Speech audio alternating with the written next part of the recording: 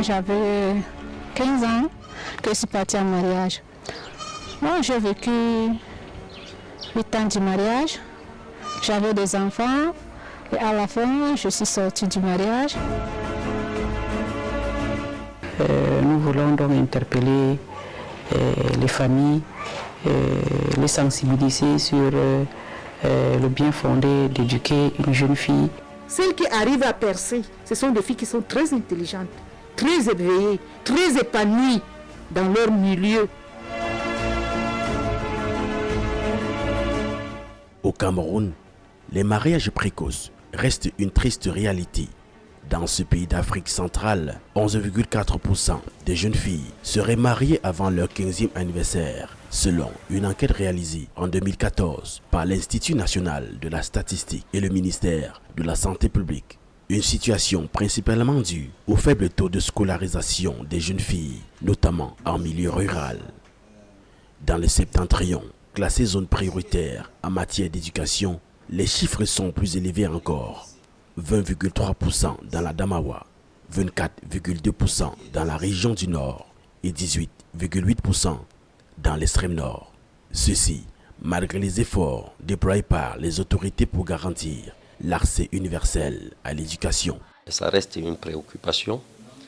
L'éducation de manière générale, dans la partie septentrionale du Cameroun, vous êtes sans ignorer qu'au moins 2 régions de la partie septentrionale figure dans la zone classée d'éducation prioritaire au Cameroun.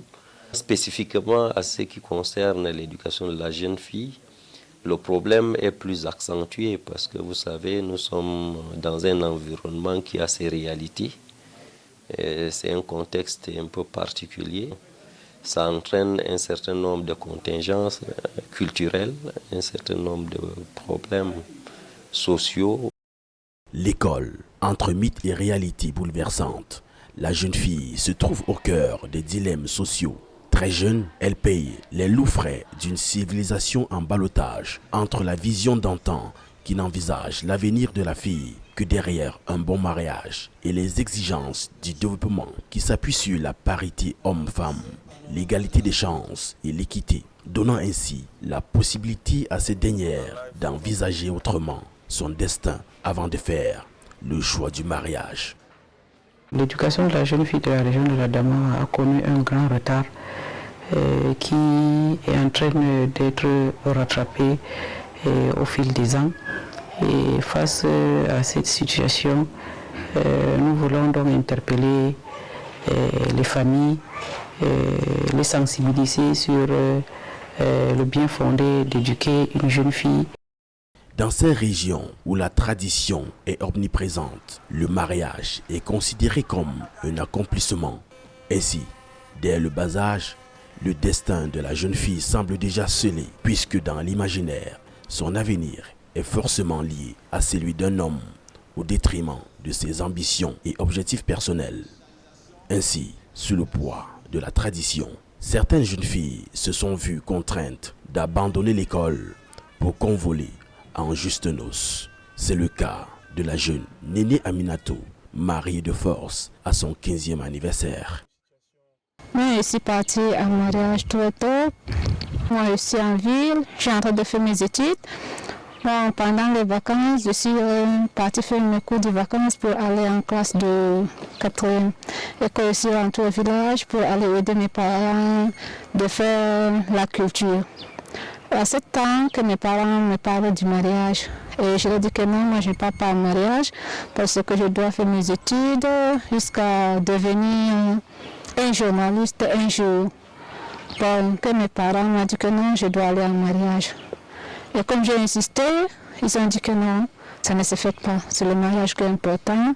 À mon âge de 7 ans, j'avais 15 ans que je suis partie en mariage. Moi, j'ai vécu 8 ans du mariage, j'avais des enfants et à la fin, je suis sortie du mariage. Pour nombre de parents, dans le septentrion camerounais, il n'est pas nécessaire d'investir sa fortune pour la scolarisation d'une fille, car savoir faire la cuisine, le ménage et du bricolage domestique, ainsi que l'obéissance à son mari constituent les fondamentaux pour la réussite d'un ménage. Je peux dire dans un premier temps, le gros problème c'est les us et coutumes qui fait que la femme est bonne pour le ménage. Ça se traduit dans tout ce que nous faisons. Et quand ça se traduit dans tout ce que nous faisons, ça fait que la fille en pâtit le plus. Pour un développement harmonieux et efficace, les experts estiment que les parents ne devraient pas envisager la question de l'avenir du jeune garçon au détriment de celui de la jeune fille. À notre observation, ces filles semblent être très souvent plus intelligentes et plus engagées à faire l'école que les garçons aujourd'hui dans notre environnement. Et il faudra donc que nous les accompagnions, que nous les encourageons à effectivement aller à l'école. Pour ceux qui semblent favorables à l'idée de laisser la fille étudier comme le jeune garçon, le dilemme arrive très vite lorsque l'enfant atteint l'âge de la puberté. Selon une étude menée en 2014 par l'Institut du Sahel et l'Association de lutte contre les violences faites aux femmes, les normes traditionnelles sont mentionnées comme étant la cause principale des mariages précoces et forcés. 89% des personnes interrogées estiment même que les femmes ne doivent pas avoir leur première règle sous le toit de leurs parents, mais chez leur époux. Quand mes parents vont ensemble me forcer d'aller en mariage, abandonner mes études, j'ai eu mal à comprendre ce que mes parents voulaient, comment mes parents voulaient que j'aille en mariage. Parce que je n'aime pas le mariage à 7 ans, je ne connais même pas ce qu'on appelle un mariage à 7 ans, je ne suis même pas une fille désordonnée et je n'ai rien compris. Et à 7 ans, quand j'ai demandé aux parents, ils ont me dit non, tant que tu es musulman, à cet âge que tu vas aller en mariage.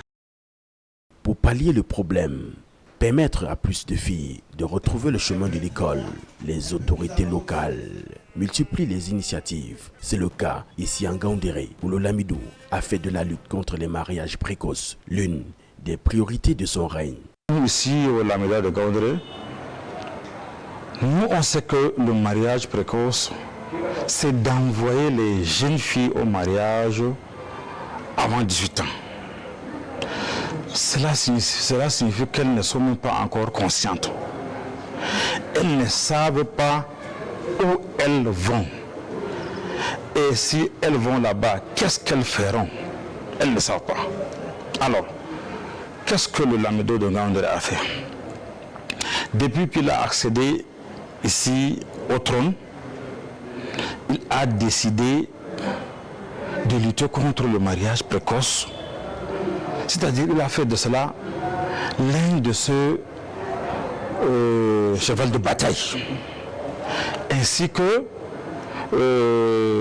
l'éducation, la scolarisation de la jeune fille aussi. Au Cameroun, 70% des femmes âgées de 15 à 49 ans sont alphabétisées, selon une étude de l'Institut national de la statistique publiée en 2020. L'étude de l'INS révèle également que les 3 régions septentrionales du pays présentent les niveaux d'instruction les plus bas. En effet, le pourcentage de personnes qui n'ont aucun niveau d'instruction est de 56% chez les femmes.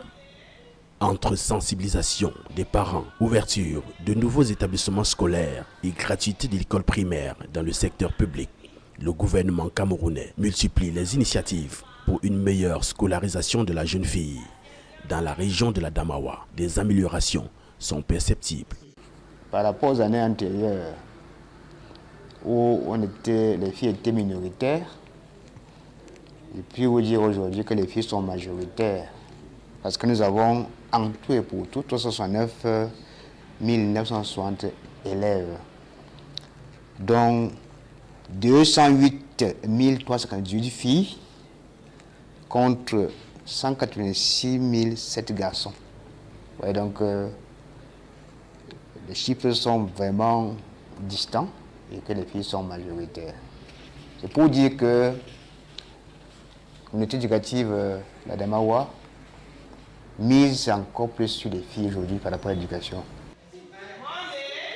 Estimées à plusieurs millions, ces filles victimes de sous-scolarisation font face à de nombreux problèmes qui les empêchent de suivre librement les enseignements, notamment les grossesses et les mariages précoces. On sait également le manque de moyens financiers, sans oublier la crise sécuritaire due à l'action de la secte Boko Haram qui a beaucoup contribué à la déscolarisation de celle-ci. Au Lamida de Ngaoundéré, dans la région de la Damawa, beaucoup de choses ont été faites par le monarque pour améliorer la scolarisation des filles. Pour ceux qui ne respectent pas les principes du Lamida, il y a des sanctions. Il va sanctionner les chefs de village ou les chefs de quartier.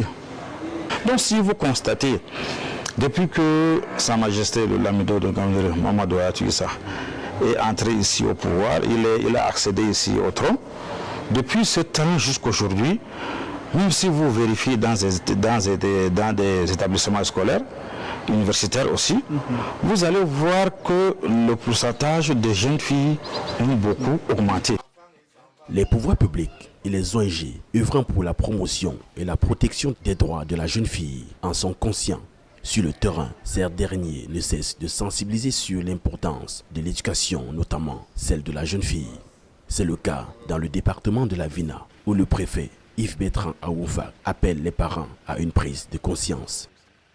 Nous avons toujours dit encourager la jeune fille à aller à l'école. Aujourd'hui, sur 3 sénateurs que nous avons dans le département, 2 sont des valeureuses femmes.